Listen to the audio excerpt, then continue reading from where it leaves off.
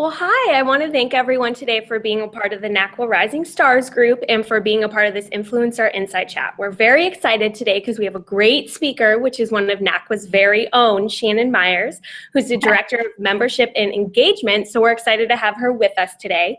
And yeah, so we'll go ahead and get started in a couple minutes, but there's a few things I just kind of want to take care of. So I want to let you all know that later today, this chat will be available for you to view, and we will be sending away Shannon's great takeaways later this afternoon. And as always, we want to thank you. I want to thank everyone today for being a part of the I guess something else just came on there. So yeah, so I'll turn it over to Shannon, and please I want to remind you all to tweet your questions using NACWA stars, and we'll make sure that at the Q&A session, we'll do it at about the last 10 minutes that we'll get your questions answered. So with that, I'll go ahead and turn it over to Shannon, and thank you for being with us today. Thank you, Katasha, and obviously, thanks so much for having me on this. It's an honor and a privilege, of course, to be able to do anything NACWA, but especially be able to engage at this sort of level. So thank you so much. I know that I love hearing other people's stories, but even more than that, I love hearing what they were able to take from their experiences. So I think I'm going to frame that way. For being part of. And tell you that when I was a kid, I thought that you were either born into greatness or you weren't.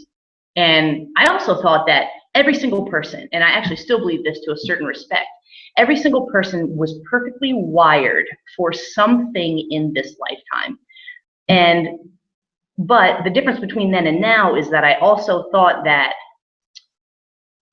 you, even just by going throughout the course of time, you would just eventually fall into being that person. Regardless of the decisions you made in this lifetime, you would just, almost like a puppet, become that person. And it was only the really special people, the leaders, the athletes, the you name it, the talented people. Those were people that were especially gifted. And because they were gifted, were the only people that were actually guaranteed to be able to contribute to a higher level to this lifetime. Now, after graduating from my master's degree at Syracuse University, which I also did my undergrad there, and after a short time in New York City, I had the unbelievable blessing to be able to play soccer, actually play professional soccer with some of the greatest women's players in our nation. And let me pause for a second to say that I, in no way, shape, or form was special. I was not talented. I was not of the upper crust of athleticism. However, I was surrounded every single day by the people who were, by Hope Solo, by Abby Wambach, Christy Rampone, Brianna Scurry, and if you know anything of women's soccer, those names might mean something to you, but being surrounded by them and by people just like them and competing at that level every single day enabled me to understand that greatness, that higher level contribution, that excellence, all of those things are a choice. And that choice is not limited to people that are talented or more gifted or better than us. And once you find it, it can resurface well beyond the athletic playing field. So these women, the best players in the entire world, people that I'm surrounded with every single day, they weren't just more equipped. They just weren't more gifted. There was something about them, and I know this because I asked. And because I was with them every single day, there was something about them. There was something inside that told them from the time they were a little kid that they belonged on that field. And all they did was listen to that. And the more they believed that, the more they listened, the clearer the picture became of who they wanted to be, until the point where every fiber of themselves knew that. And they developed almost like a light switch, this unapologetic, dogged grit that enabled them to continually, every single day, to shift their posture and turn toward only the people and the things and the opportunities that would help them grow into that person that they desired to become. And they rested at nothing short of that. So now, in my non-athletic professional life, where I get the opportunity with NACWA to be able to be surrounded by, work for, and work with some of the greatest leaders I've ever seen in this lifetime, I see the same thing. And every single day, it becomes more and more clear that these leaders, it's the same thing. They're not born. Leaders are not born, they're created. And in my head, and I wrestled with this for a little bit, I'm like, if In the very same way on the playing field, excellence is created, whether it's on the field or in the office. Why can't I have it in both spaces? Why can't we be excellent athletes and excellent working people? And what I've discovered is that not only can you, but I really believe that it is our duty in this lifetime to actually do that. I think we can.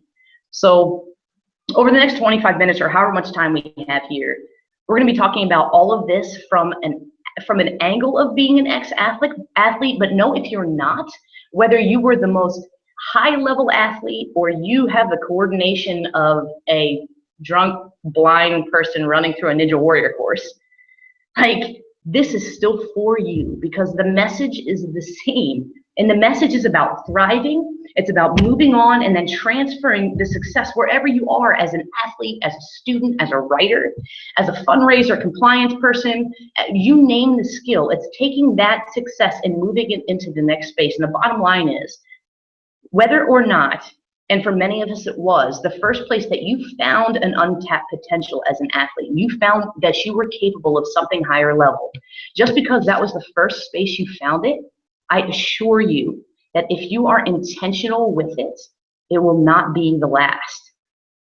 And there are 3 things and 3 ways, in my opinion, that we can keep ourselves in check and continue to ensure that we're going to thrive. And that is self-awareness, grit, and people. And I could go on a narrative for decades about every single one of those things. For the sake of time and for the sake of your own boredom, I'll strip the narrative out of that and just go directly to the takeaway, to the application, and how we can use it in our lives right now.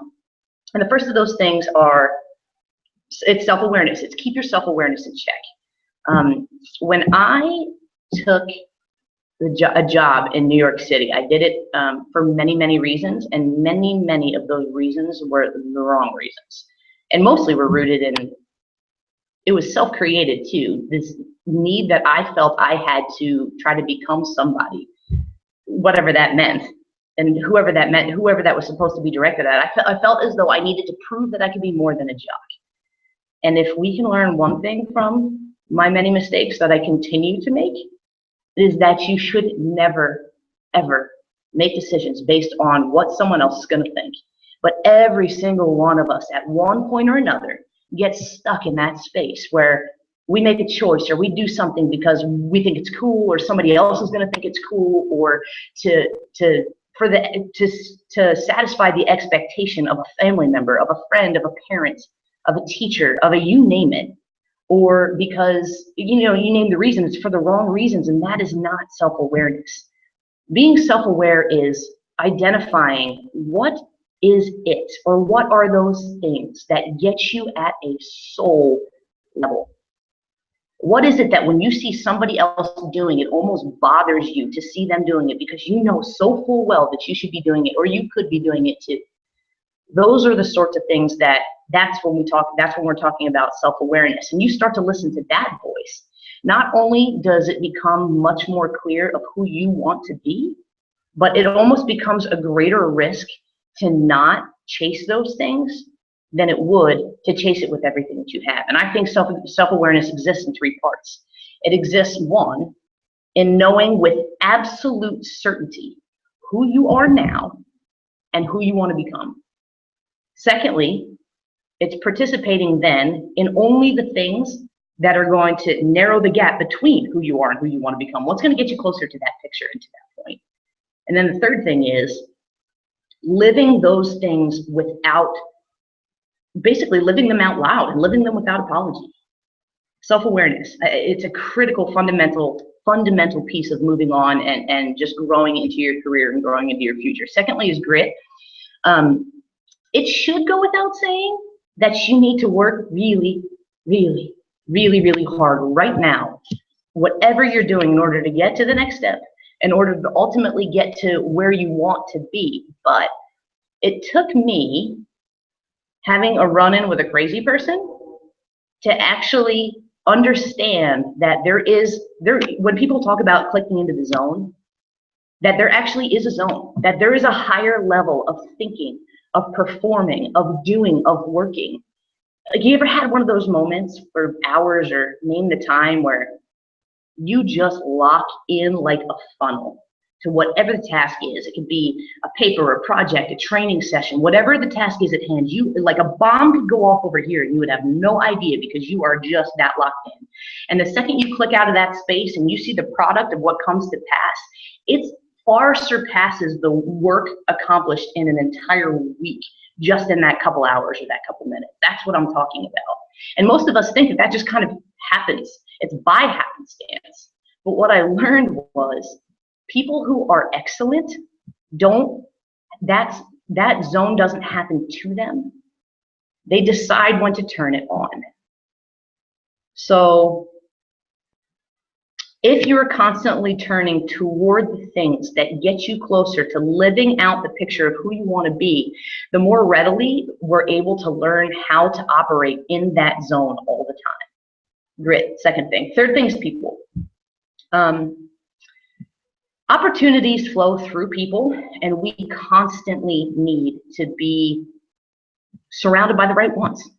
The people that we admire, the people that make us better, the people that in some form or fashion are going to contribute positively to our lives, are the people that we need to be engaging with all the time. And a dear friend of mine, Vicki Chun, who happens to be the athletic director at Colgate University, is also the reason that I'm even sitting in this chair right now. Because without her and without the relationship that she and I had, nobody was going to go to Patty Phillips and demand that she hire me. And Patty wasn't going to give me that chance without somebody credible to her saying the same thing. These relationships, and now I work for honestly, the greatest leader on the planet, with the greatest colleagues in the planet, where I am constantly growing, constantly thriving, constantly pushed, constantly living the dream of being able to serve you every single day. And that does not happen without that relationship. And quite frankly, your network of people, they will advance your career. They'll develop you as a human being, and they're going to provide every single solace in this lifetime. If you want to be a game changer, learn how to connect meaningfully with people. And these things are so simple, and I get that. And honestly, it really is simple, but the more you know yourself, and then every day you're better able to paint the picture of who you want to be and where you want to go. And then you actually start to believe that. And then you become fearless and relentless and pouring yourself into that. And that outpouring doesn't just go towards opportunities. It starts to pour into other people that matter, who don't just help you, but then enable you to contribute meaningfully to them. And at the end of the day, that's what we want as people, is to carry meaning and to carry value.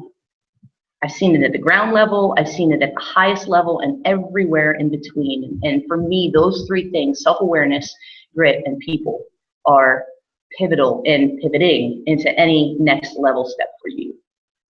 So that's my diatribe. I'll step off my podium. What do we got? Do we have any questions or anything like that, Katasha?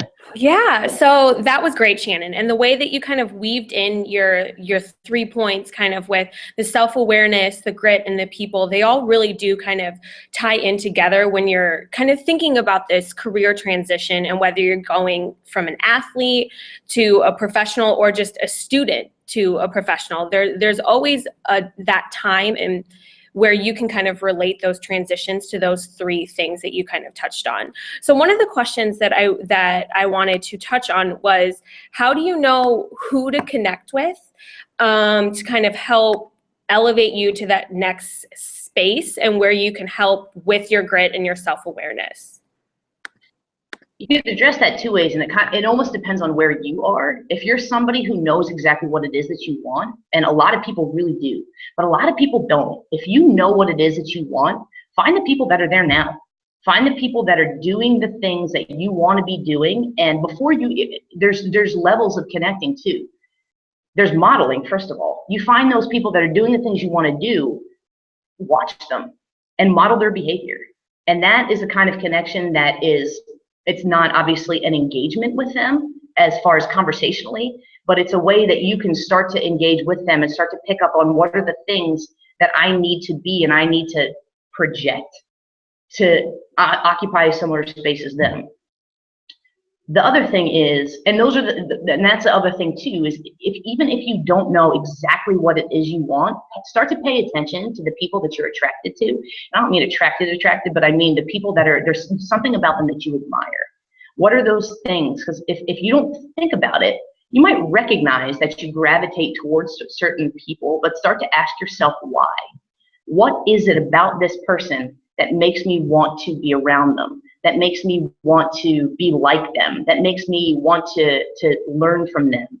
And when you start to, again, open yourself up to those kinds of questions, you're going to start to learn that you're gravitating towards people that have similar characteristics or similar skills or similar things. And those actually probably mean something for you at a higher level. If you're gravitating toward a certain type of person or a certain character trait or a certain thing, those are going to start to, again, help you develop and paint that clear picture of what it is that you want. So in order to know how to or who to connect with, know either who you want to be, what that goal is, and who's doing it now, or who are the people that you admire, and start to ask yourself those questions. Great, thank you. So I really liked how you touched on clicking into the zone, and from experience, I know, Shannon, you are very good at doing this. So what are some ways? So what are some ways that you can really click into your zone, and just tips, tricks, kind of what do you do, and can you think of an example where you had to really work at that?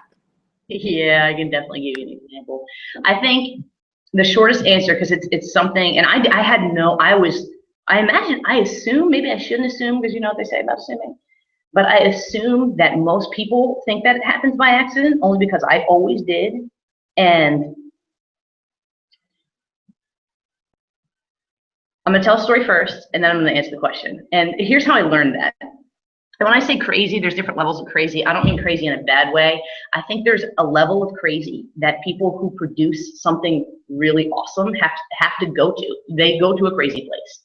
And by crazy, I don't mean insane. I just mean they lock into something that most people don't recognize that you can, as we're talking about, that level of grit, that zone, they don't realize that you can lock into that. And when I was playing, and this is when I was in the league, and Brianna Scurry, who was, if you know, the 1999 Women's World Cup, Brandy Chastain rips off her shirt during penalty kicks, U.S. wins in front of 90,000 fans. Brianna Scurry was the goalkeeper then.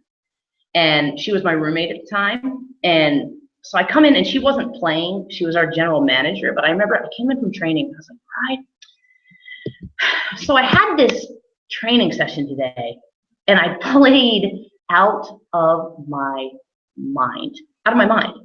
But there was, and I start to kind of explain clicking into that place. And for me in that moment, there was a reason, and it was almost like an angry place.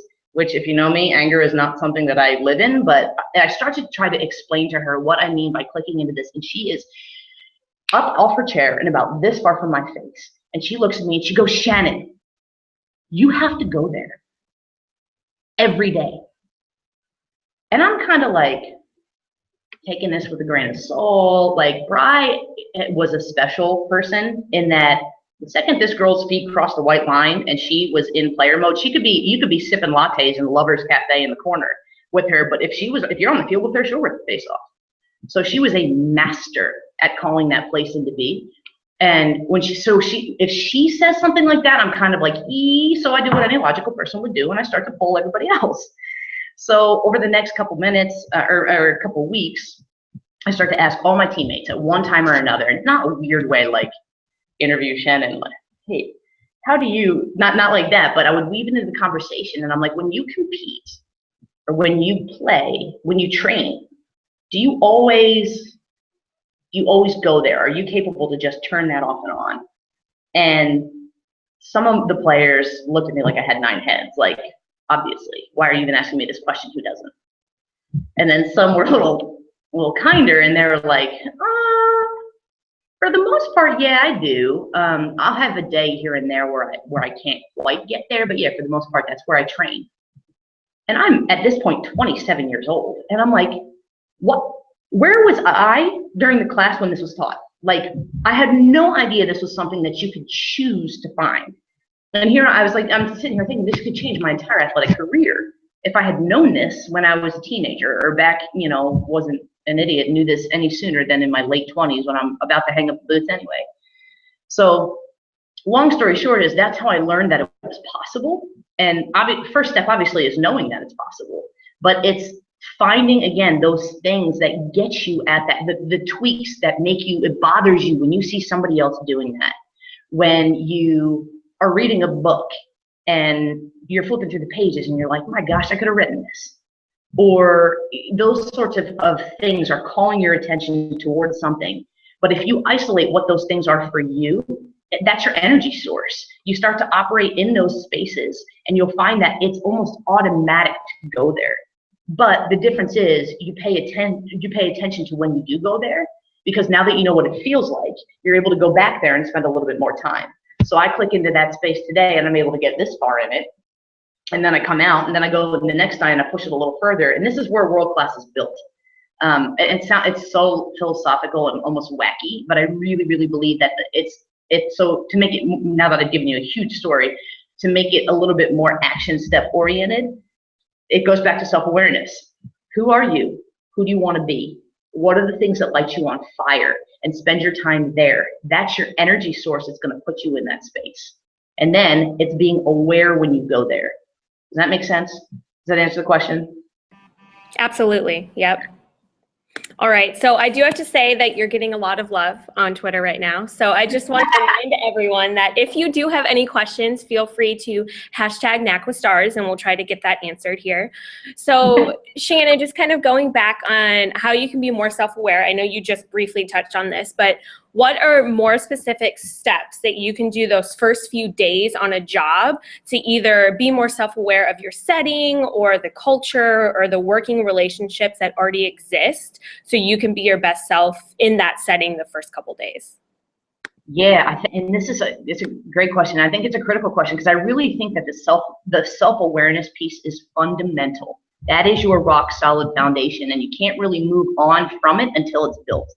But it's constantly building and it's a constant work. So I think 3 steps, I'll give you 3 steps actually. 1, ask yourself, and honestly, if you were watching this, either shut me off to do it now or do it as soon as this is over. Ask yourself 2 questions. Who am I right now? And I don't mean really surface, I'm talking dive into that question. What are your values? Define them if you haven't. Like dig, and ask yourself every possible question on who am I right now? And then the second question is, who do I want to be?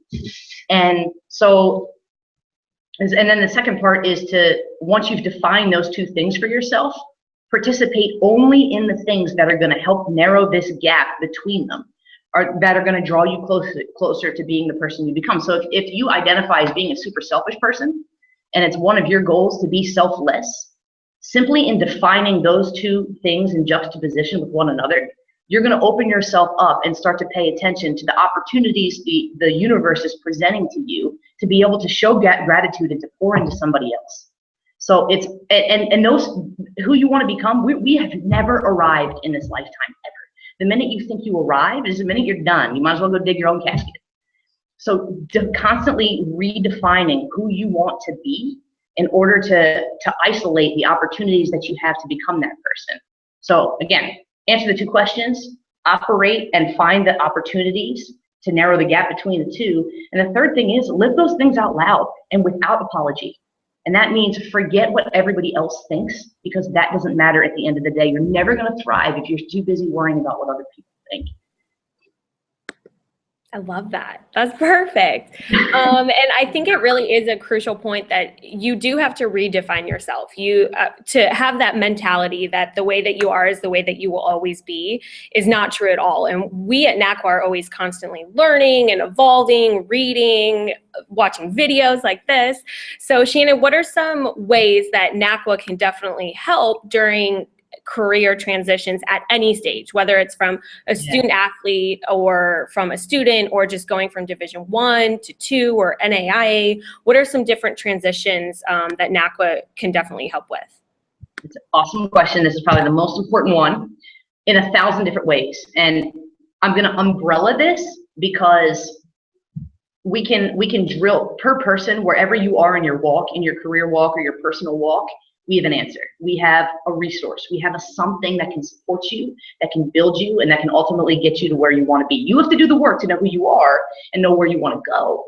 But that's where we come in, is to do exactly what the self-awareness was talking about, to fill in the spaces between, to get you closer to wherever your aspirations are.